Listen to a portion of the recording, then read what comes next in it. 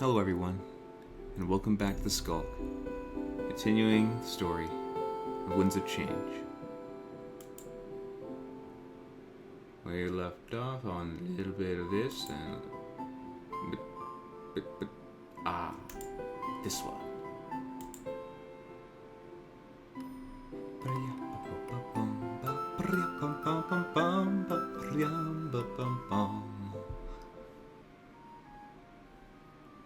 And now we continue. You have to end the journey? Oh, is this the last episode? Possibly. Alright, if this is to be the last episode, then this might end up being longer than 30 minutes or so. We'll see. Let's go. And it says end the journey, so we'll be there.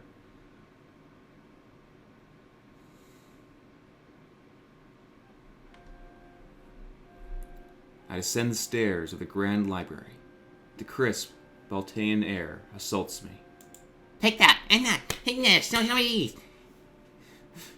I shiver and stand in disbelief at how uninviting the city seems to be. If this is where I'd sit in a throne, we need to change a lot. Looking around the area, it appears that everybody is here. I try to take a head count, just to make sure that that's correct. This was the final attack. We needed all of our might. One fact stands out to me. The Monarch vessels are nowhere to be seen. They weren't inside the building either. This means that they had fallen. Their sacrifice led us to safety in the library. They had won. A bit of anxiety wells up within me, though. How could they have died? It's a frightening thought that the Honor Guard could kill near immortals.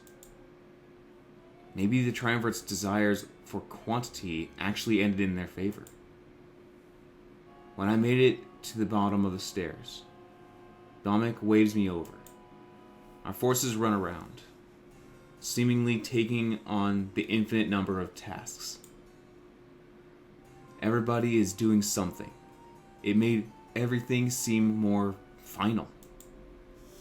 I could tell that this was the last time I'd see a lot of these people. There was no way we'd make it through this without any casualties. Trying to tune out the final preparations, I make my way to Dominic. Good to see you, Monarch. I'm afraid there isn't much time to talk. We can't deny it. The attack has begun. The Honor Guard should realize that we're here momentarily. After that, this area and the town square will be a war zone. Anybody who has an objective elsewhere should be leaving. Just as he says that, Pro walks by. Dominic calls out his name, and he quickly runs over. That's right. He was tasked with causing a distraction at the castle. Hey, Dominic, I was just about to leave. With Grizz too, I presume? Yes, of course. You know me. I'd never forget anything. You're in for the distraction of a lifetime, Monarch. Woohoo! Stone guy. He smirks at me. A confident, cocky smirk. If he followed through, then I'd find no resistance. It should be smooth sailing when we get to the castle. Hey, Pro. Before you go. He holds out his hand, and it trembles softly. It's been an honor serving with you. I hope I see you again after this is over. He shakes Dominic's hand with a firm grip. Trust me, the pleasure has been all mine. And I don't plan on dying. Too much riding to do. The handshake is broken, and they give each other uneasy smiles. The kind of smile that acknowledges they may never see each other again. And soon after that, Pro was on his way, off to face his fate directly and unafraid. I guess you should get going too, Monarch. Don't worry, I have more protection than I'll ever need. All of our rebel forces, and the might of our draconic army. No matter what they throw at us, we'll be able to handle it. The true deciding factor in all of this is you and that blade. Be careful, rely on your comrades, and you'll win this for sure. He places a hand on my shoulder. I know you can do this. Now we just need to cause a distraction. All those suits should be focusing on me. If all goes as planned, you should find minimal resistance. Save your strength for the triumvirate. I think you'll need it. Anyway, don't worry about me. I'll have Hal by my side. He looks around, confusion worn on his face. Speaking of which, where is he? He should have been out here ages ago. Before I can even respond, I hear a loud cracking noise. Turning to see the source, I see a door of the library smash open. August is shoved through, landing face first on the stone, still tied up. Smoke bellows out of the open doors as Hal exits the library. August struggles on the ground, squirming like some sort of insect. A blaze as bright as the sun itself, making Hal look like a silhouette. Oh my gosh, did he burn the books? Hal, what are you doing? Upon hearing Dominic, he steps forward and grips August by the hair. Raising him to his knees, he looks down in horror at our massive army. It was almost as if, in that moment, he knew he was on the wrong side. We've come here to destroy the Triumvirate and all that they stand for. Don't tell us you're backing down now that the moment is upon us. We all stare at awe as Hal pulls out a dagger, holding it in his free hand. The smoke and the bright illumination reveal to us one frightening fact. Hal had torched the inside, burning the books and his culture. No, of course not. I would never give up when we're so close. Come down here, Hal. Explain yourself. Hal shakes his head, disobeying Dominic's order. Running the dagger along August's throat, he then kicks him down the stairs. Oh my god, I know he's immortal, I think, but gosh dang. A trail of blood follows him on the way down, streaming against the cold snow. The monarchy is dead, Dominic. Do not cling to memories like us. He slowly descends the stairs, the crimson dagger dripping blood. As the flames shoot out the front door, Hal's face is finally lit up. It appears devoid of all feeling, even after what he had done. Hal, stand down. Dominic immediately draws a sword, holding it towards Hal. Stand down. All we've done is carry out our orders. Kill the Triumvirate and their supporters, correct? As their servant, Algus deserves the same fate. Dominic's arms tremble, realizing Hal was right. And we needed a beacon to lure the honor guard to the square. A beacon that no matter how hard they try, they cannot put out. Burning the library made sense. They are not permitted inside. Do not mourn for what has already been lost, Dominic. The honor guard will be here in just a few moments. Preparing your army would be a much better action. Hal throws a dagger to the ground. The battle for Alestia has begun. Oh my gosh, she's really extreme. Dominic lowers his sword, letting out a loud sigh. Hal was right. August served the enemy, making him an enemy. And the beacon was paramount to our success. It could not be put out. I don't believe this. Hal finally makes it out. Finally makes it to our location, and stands beside us. He shrugs, almost like this isn't a big deal at all. Drastic measures must be taken in order to ensure our victory. The righting of a long-dead culture is a small price to pay. You should be on your way, Monarch. The time is now. He's right. I had to make my way to the castle. If I use the mountain pass, I should find little resistance. every suit of armor would soon be on their way to the library. Do not forget Sylvie, either. He volunteered to accompany your group. Make use of the knowledge he has on Baltius. I nod. This was happening so fast, but I could waste no time. He knew this was coming. We knew this was coming. He just knew. We knew we'd have to take action. I start to walk away, but Dalek calls out to me a moment later. Hey, be careful, okay? I want to see you there when we regroup in the atrium. If all goes as planned, you'll be seeing me there too. Yeah. And smile and nod. That would have to suffice as a goodbye. After I gather up Valessa, Ulrich, Fortane, and Sylvie, we head out. If we hurried, we can get through the town square before the suits came. In our haste, we say almost no words to one another. There was a silent agreement that the task at hand was more important, and knowing that any word could be our last, silence seemed more appropriate.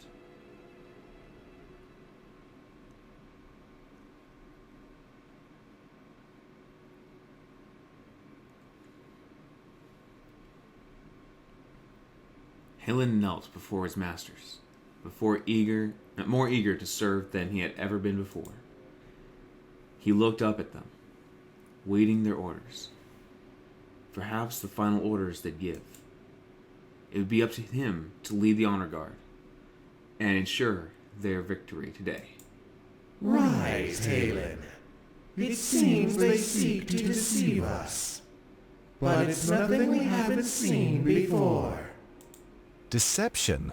That seems to be their strength. What will you have me do, masters? Man the atrium. Stay in the castle. We shall let them exhaust their forces for now. When they come here, you can finish them off. You mean to fall into their trap? Doing so would make it our trap, Helen. Besides, their deaths will feed the blade even more. We need it as strong as possible when it is brought back to us. For what reason? Do you doubt us? No, of course not. I was merely curious, that's all. Then your curiosity will have to linger. You have your orders, Helen. Now see them out. In a few hours, everything should be over for good. I understand he's deceiving his own people. He's trying to stop this deception. It seems to be his strength. Yours too. Halen wondered. Wandered? But for what side? Yes, whatever you say. When they arrive in the atrium, consider them dead. I will paint the walls with their blood, or else besmirch them with my own. Thank you, Halen. Now be on your way. We will send the honor guard to the town square to weaken them. There is no time to waste. The end of everything is upon us. I understand you guys suck. You're like weak D&D players. Like you have some spells to your name, but you're going, yeah, you go do this thing, and we'll do this thing when the time comes, because We don't have anything to our names, really? they don't know that. Without a word, Halen is off on his way. In this moment, he truly became the Grand Inquisitor. Last line of defense between the Triumvirate and a weak insurrection? I don't know. The end. Or perhaps another new beginning. Steel yourselves, brothers. You know what's coming. They all look at each other and nod. For the first time in ages, Doubt fills their chambers. Thankfully, nobody was there to witness such a fault.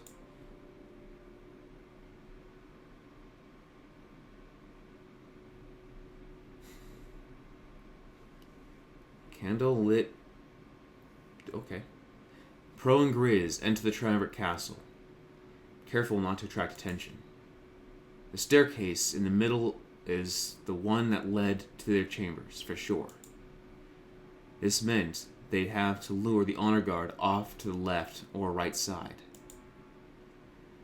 Paths on either side of the stairs led to other sections of the castle. If Pro had to guess, he'd say that they led to living quarters or practice rooms. Much to their luck, a horde of honor guard was gathered at the base of the stairs. All right. How can we lure them away? Think, Pro, think. You can do this. Not so loud, Pro. We need a plan before they find us. Let's look for something we can use as a distraction. Pro examines the area, noticing large metallic stands holding lit candles. That would be sure to cause a distraction, but how would he use it? His eyes are drawn to large stained glass, windows lining the hall. That'll have to do. Come on, Grizz. Let's do this already. Hopefully the Monarch isn't too far behind. He starts moving towards the candle holders, but Grizz grabs his shoulder. No, not that side. It leads to the dining hall and a dead end. You'd only be signing your own death warrant. Pro nods without a word, and they make their way to the other side of the room. They both grab one of the stands, and shakes off the candles on the other end. Get off, get off. No, my stand, this is where I stand. It hits the ground, and the wax shatters in almost every possible direction. Almost. Doesn't go north, or to the southeast. Hey, over here! In unison, both Pro and Grizz start breaking the windows with their weapons. Weapons? The honor guard takes notice immediately and starts sauntering over. Oh, you're breaking windows, I see. That's a no-no. We gotta stop these guys, don't we, boy? Yes, we gotta stop. That's what his orders were, to stop intruders, right? Yes, that's right, Billy. Now what we do? We attack them? Yeah, that's right. Let's do it. Pro grins, laughing softly at how easily it was to distract the suits. We're so distractible, aren't we? Yes, we are. Perfect. Now we just need to make a trail. Come on! Don't let us get away! They run down the hallway, shattering window after window.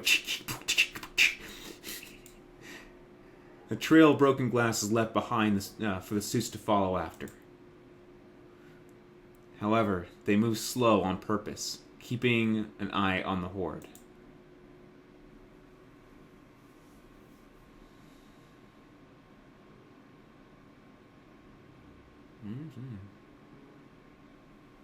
Howl and Dominic stand side by side in the town square of Volteas. They can hear the sound of the honor guard marching in their direction. Echoes of steel grating against steel assault their ears as they wait. How many do you think there are? Not enough. Well, at least you're confident. Dominic brushes some ash off his shoulder. Remnants of the books from the library filled the air. From behind, one of their allies steps forward. They're almost here. I can tell. Be on your guard. I'll have my men protect you. Yes, of course, I appreciate it. I'll be watching their backs as well. Now, all three of them were standing side by side. The footsteps of the honor guard get louder and louder. They step in unison, sounding like a heart that beat too fast. Reminds me of those drums in the Colosseum. Every time they played, I knew that death would follow. Let's hope that it does. but not for any of us. If we are in danger, do not come to our aid. Especially if it would endanger the lives of others. Remember, by all accounts, we are already dead. Vivian shakes his head. No matter what you say, you're an ally. And believe it or not, I prefer to keep those alive. As long as you breathe, you're living and of use. As they talk, the first of the honor guard comes into view. One stood in front of the rest, as if assigning themselves the role of leader. It was odd. They all thought that such mindless suits had a sense of hierarchy. However, there was no time to think about such trivial things. Mere moments later, the rest of the suits gathered behind their leader. On the other side of their town square, it seemed like thousands had arrived. It appears that we may be outnumbered. But remember, those things aren't known for their smarts. Each one of us could easily take down 100 or more. Okay. Let's hope that you're correct. Dominic gulps. Why do you sound the gulp? How loud do you have to gulp for someone to hear it? And draws a sword. Everybody behind him does the same, and the sound fills the town square. And even from the opposing side, all they can hear is unsheathing of blades. But when everybody is armed, nothing happens. They stand on opposite sides, both forces staring at each other. Dominic looked left and right to his allies before speaking out. It appears they want us to make the first move. Probably so they can counter. That makes it easier. Just anticipate it, and come up with a counter of your own. Even after his instruction, nobody makes a move. The ash in the air thickens, remnants of the monarchy showering over them. Dominic takes a few steps forward and holds his sword up in the air. We fight to liberate those stuck under the Triumvirate's thumb, in the name of all those who have fallen, and all those who will come. A new future will dawn here today, one of happiness and peace for all. And soldiers cheer, holding their swords up to the air as well. But soon after, they fall back down, resting in fighting position. Dominic says nothing, simply holding his sword towards the enemy. And that was enough to spring the army into action. Charging towards the honor guard, steel soon clashed against steel. Screams fill the town square as both sides meet and clash in the middle. Dominic and Howell remain behind everybody, watching the initial charge. They'd wait for an ample opening and join their army at the right time. Howell places a hand on Dominic's shoulder and gives him a soft nod. Dominic, it is time. In response, he swallows I hate how that's put into the context. and looks up at Howell. Yeah. This is it. He catches a bunch of falling ash in his hand. After looking at it for a moment, he crushes it in a fist. Charge! And mere seconds later, they were lost in the crowd.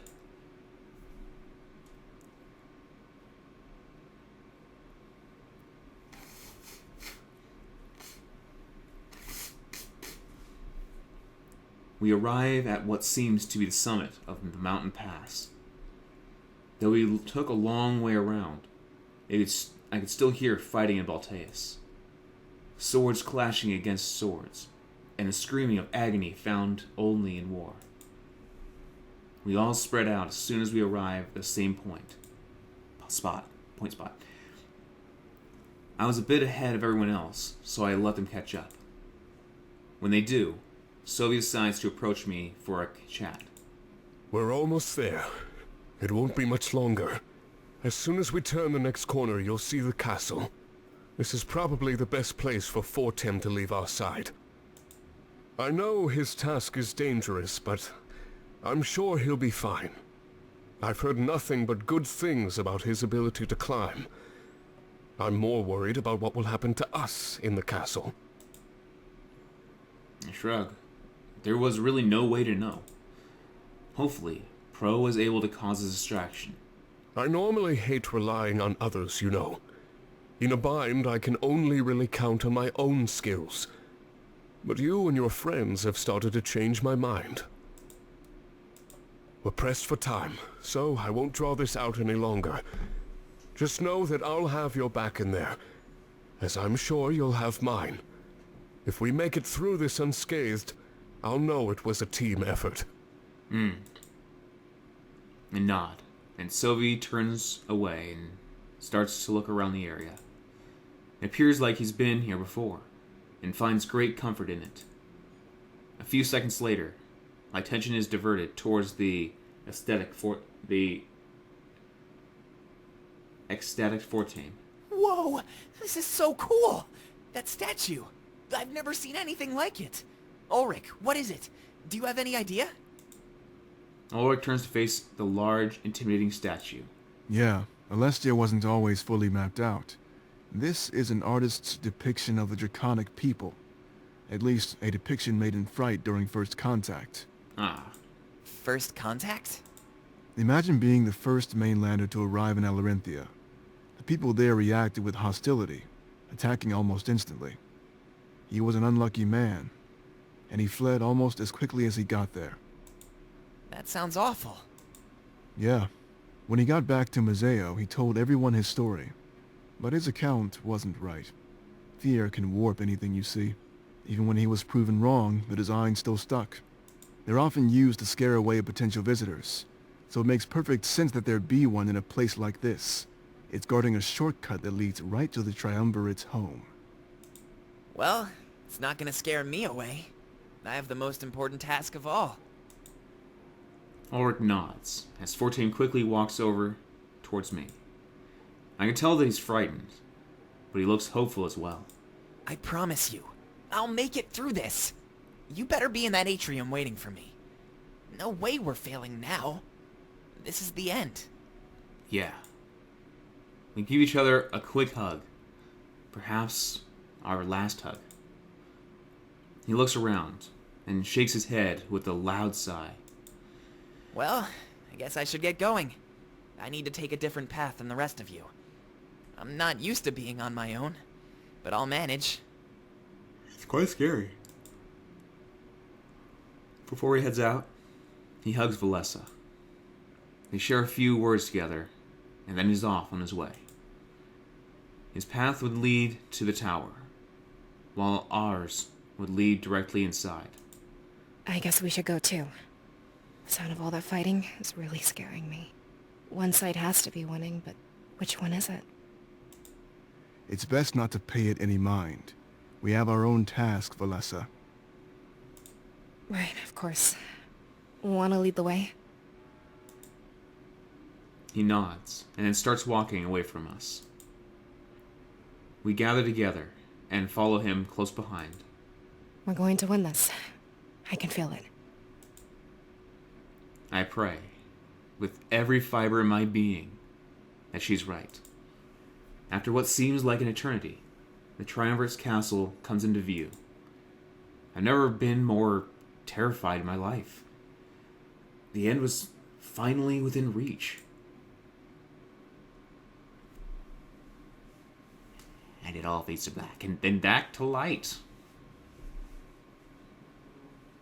It's like the path to Ganondorf's castle in Zelda 64, Ocarina of Time.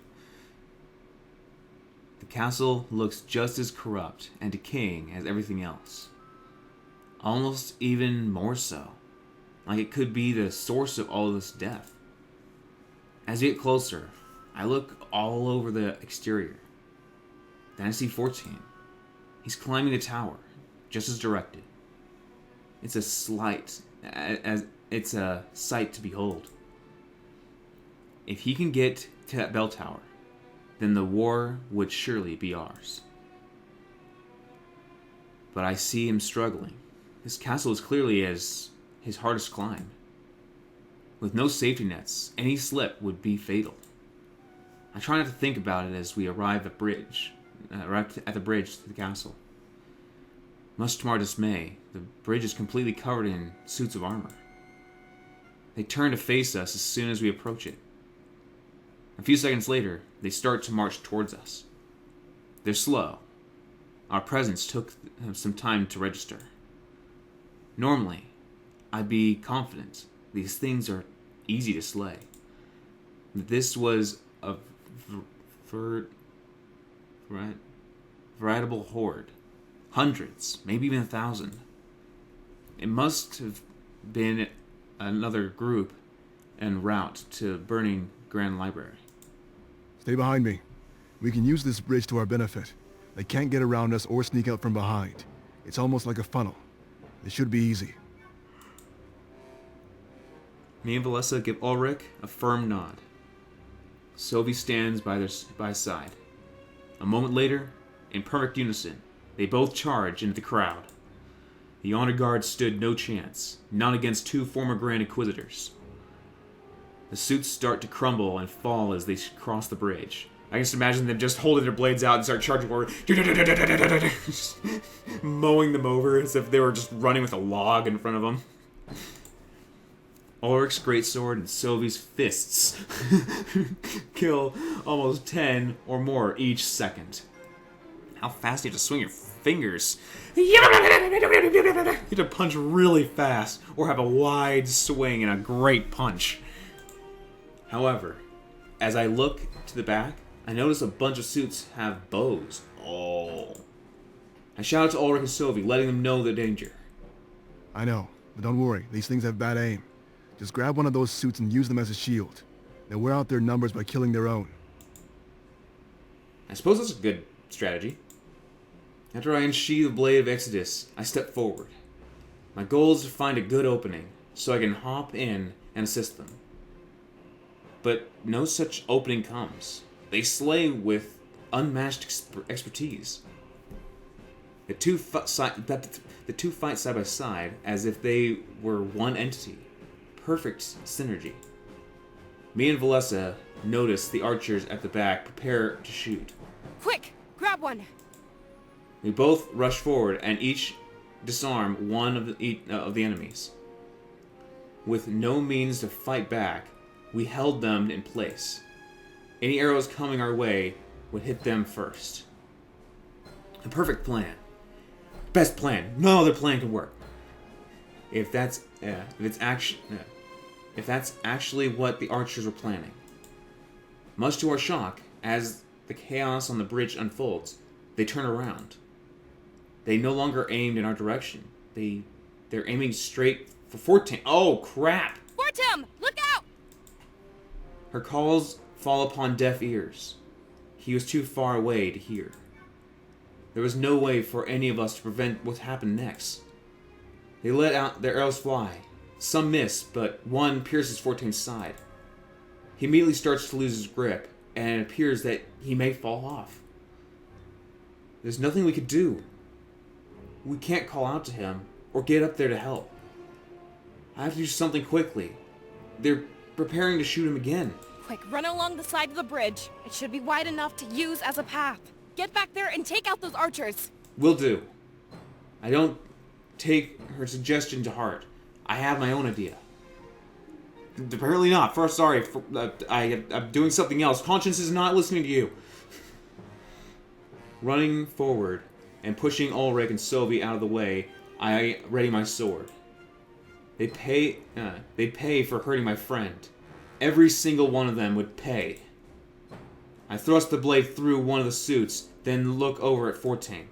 He looks so weak and delirious. Moments later, he falls from the tower.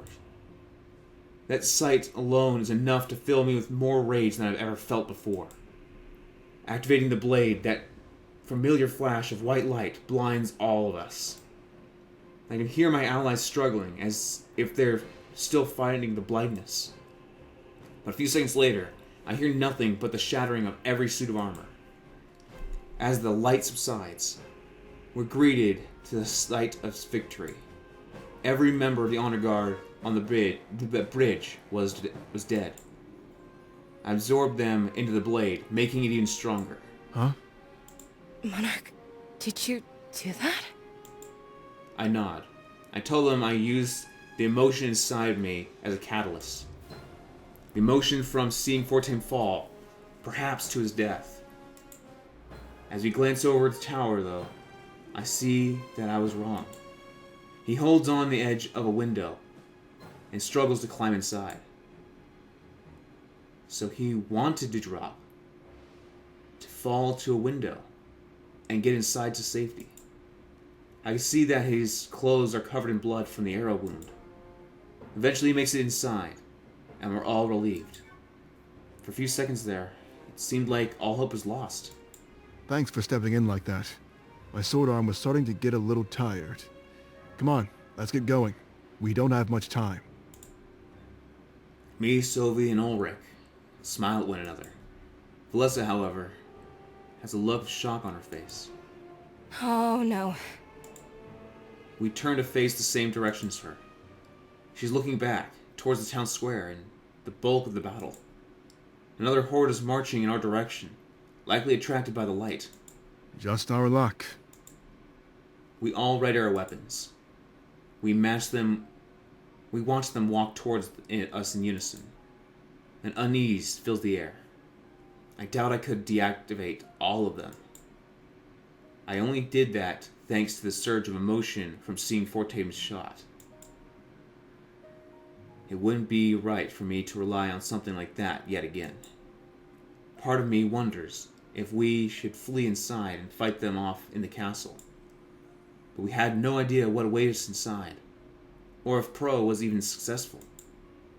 Valessa stepped forward, standing in front of us. She trembles, perhaps terrified of what's to come. You need to go. What are you talking about? I said you need to go. Get inside the castle. Help Fortem kill the Triumvirate. Just do it. Let me keep them occupied. I'll fight them off. Valessa, that's suicide. We don't have any other option. The Monarch needs you and Ulrich. No, I'll stay and fight. I know how those things work. This isn't up for debate. You need to go. Now. Sylvie backs down, realizing there's no point. Each second needed to be filled with action, not inaction. If we wasted time, we'd just hand victory over to the enemy. Valessa crouches down and picks up an enemy's sword. She swings it a few times, testing its weight, and then nods. My mind tells me to talk her out of this, but I say nothing.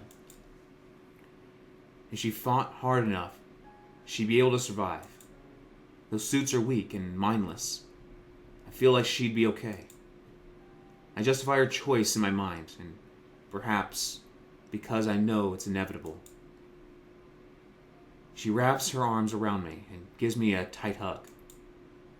I know that this may be the last time we see each other, and it hurts. We've come so far since our time in Valinor, and changed so much. Thanks for everything you've done, Monarch. I tell her to be safe and survive. A moment later, the tight hug is broken. Oh, is that an order?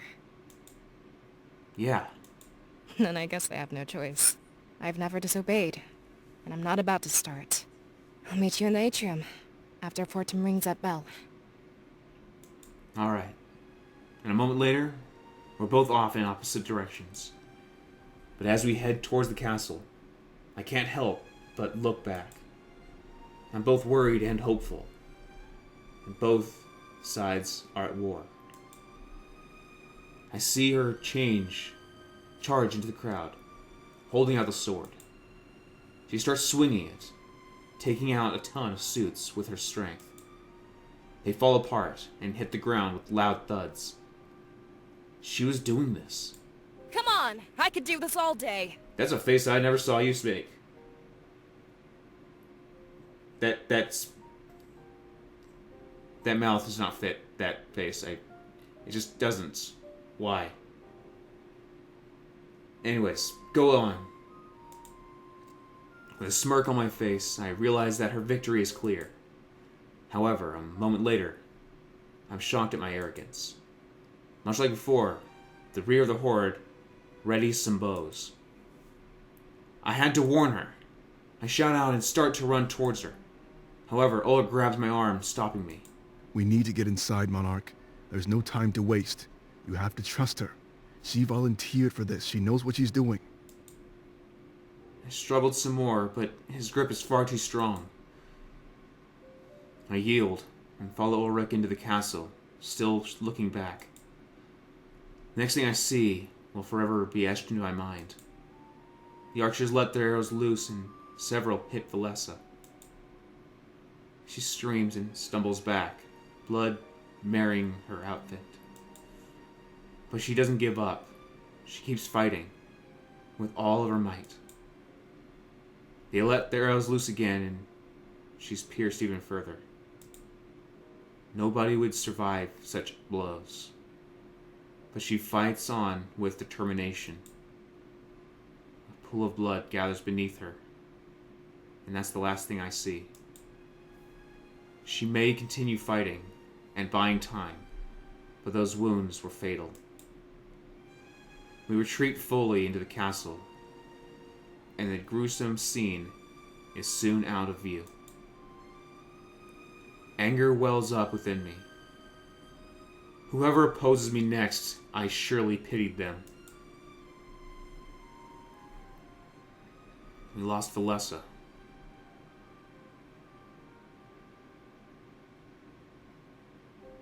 Crap. Eventually, Pro and Grizz's path led them to the large hallway. Plenty of open space to fight and destroy the horde in pursuit of them. The distraction worked perfectly. Now they just had to deal with the company. Pro, what weapons do you have? Grizz readies his large war hammer. All right! Daggers. My favorite. Up close and personal. He draws them and stands by Grizz. So, you've fought these things before? Yeah, plenty of times. It'll be a piece of cake. Trust me. Right.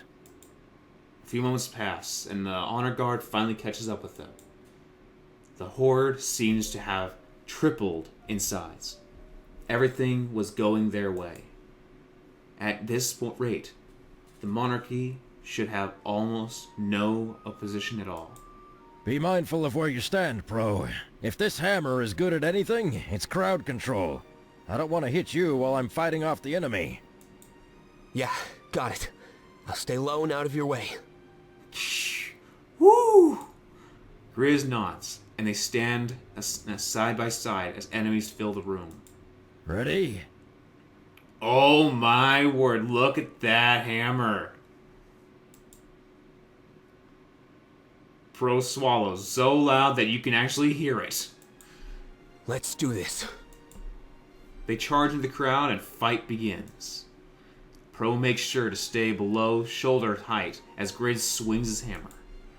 He takes out about 10 or more suits with every swing that mighty weapon. Pro rolls on the floor, taking them out with precise stabs at the abdomen and to the abdomen.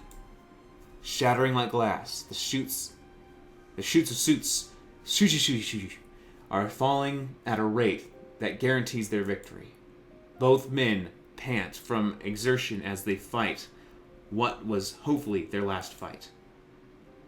For peace in all of Alessia, all they had to do was prevail. As the crowd thins out, they press their backs against one another. The enemy may be swinging their swords, but they landed no hits. So, this is what I was meant to do. Huh? Grizz swings his hammer, taking out 10 more. And seconds later, they're back once again. Back in Mazeo, I was ready to throw my life away. You know, to atone for what I did in the Triumvirate's name. I'm glad that I didn't. I was meant to end them, not myself. Pro smiles at his ally. I'm glad you made the right choice then! He lunges forward, continuing to kill suits of armor. Grizz scoffs, a wide smile appearing on his face as he fights. No, not me. It's all thanks to the Monarch. The battle continues, but the enemies stood no chance. They were killing suits faster than they entered the room. And after what seemed like an eternity, they entered no more. Pro falls to his knees, struggling to catch his breath. Even Grizz seemed winded as well. What a thrilling dance that was. However, as they learned moments later, it's not yet come to an end. Another group of hordes starts making its way to the large hallway. They laugh. Of course, this wasn't going to be easy as they thought. Charging into the crowd again, their fight continues, almost endless. There's too many of them! We need to do something and fast! There's nothing we can do. Just stand your ground. Keep fighting. The swings and stabs become weaker with each passing moment. What was once a certain victory is now falling apart in the face of exertion. But they don't give up. Never accept defeat. Not until the very end. That was the first rule of any good gambler. And with their lives as chips on the table, they continue to play. The floor becoming a sea of white and gold on in what wake of their rage. All they had to do was pray that they didn't drown in it. As their strength dwindled, they kept fighting, never giving up. That determination saw them through, right to the bitter end. Bitter? I'd be fair enough, it's not going to be tastefully sweet when you have to fight this long. Howell is completely surrounded, fighting to the best of his efforts. A one-on-one fight would be no problem, but this was too much. In total, there must have been tens of thousands of honor guards. Where are you getting these suits? I know you're doing it for story, but where are you making these suits? Fighting with his fist, he punches the suit's armor into pieces. He preferred to use his own body as a weapon rather than anything else. Other people fought with extensions of their body, but he needed none of that. At this moment, Howell was thankful that all of his power remained intact. Had the monarch heeded his request, he would surely be close to death. Thankfully for that, he fought on with an ever-increasing sense of determination. Dominic was nowhere to be seen, but Howell hoped that he was still alive. There were so many suits of armor that it was impossible to keep track. One stray arrow, one thrown dagger, or one sneak attack, and it was over. As he punches through the suits of armor, he finally saw an ally. Changing the direction of his assault, he fought his way towards them, greeting him with a smile. It was a relief to see a friendly face once again. Hal, watch out! Vivian jumps behind Howell, taking out a suit that was sneaking up behind him. Thanking his ally, Howell responded by doing the same, but behind Vivian. No matter where they stood, there was always an enemy in pursuit. Arrows fly overhead every few seconds. The enemy archers were skilled. Howell couldn't see, but he knew that those arrows hit hit home on his allies. With his back pressed against Vivian, their rears are finally protected. Vivian, status report. How are your men doing? Not good, last time I checked. There's just too many of them, Hal. All we can do is wait for that bell to ring. And if it doesn't? Vivian lunges forward, taking out several suits of armor. Then a moment later, he presses his back against Howell again. And this is it for us. The despair in his voice was clear. They could keep fighting, but things were looking bad. Even if each man killed 100 suits, they'd still be outnumbered. Howell shakes his head, freeing himself from his onslaught of ash. From the onslaught of ash. The library is still ablaze, raining remnants of the monarchy upon them. The honor guard seemed unimpeded by this, but not the rebellion. It was almost as if, when the suits fought together, they shared one mind. This caused them to be weak on their own, but formidable as a group. However, it meant that the more they killed, the weaker their enemy became. Vivian, do not give up so easily. You are set to rule the strongest nation in the world. We cannot have you return home with stories of lost hope. As they talk, they keep fighting. The enemy never lets up a second. Then we better find it again. And fast.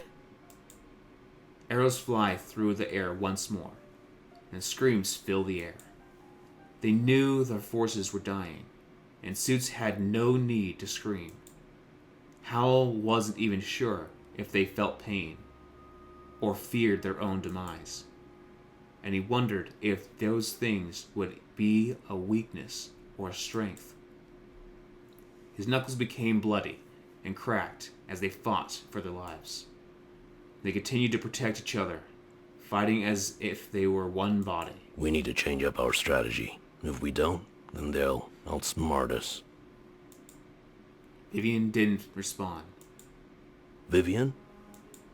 Howell turns around to look at Vivian, falls limp to the ground. A small legion of arrows found their home in his body. There's nothing he can do.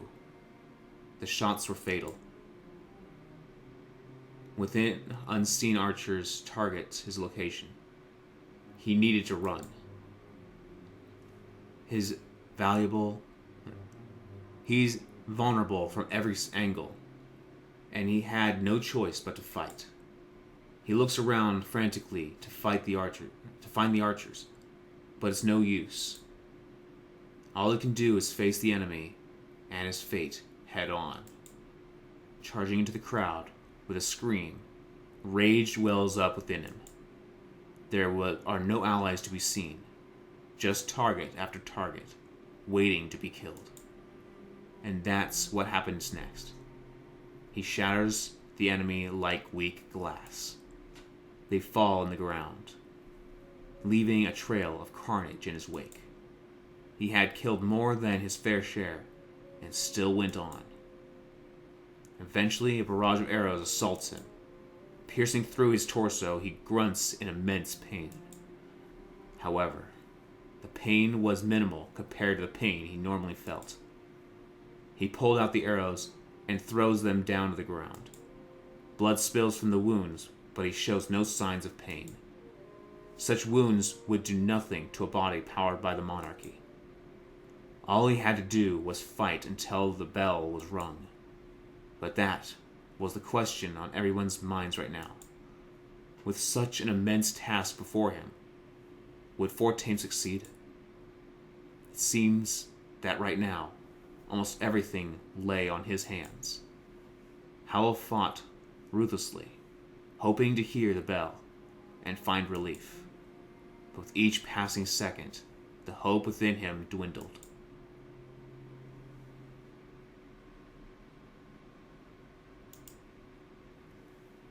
I want this to be the last episode, but holy crap, that's an hour of me constantly speaking, and my throat is killing me. So I'm gonna have to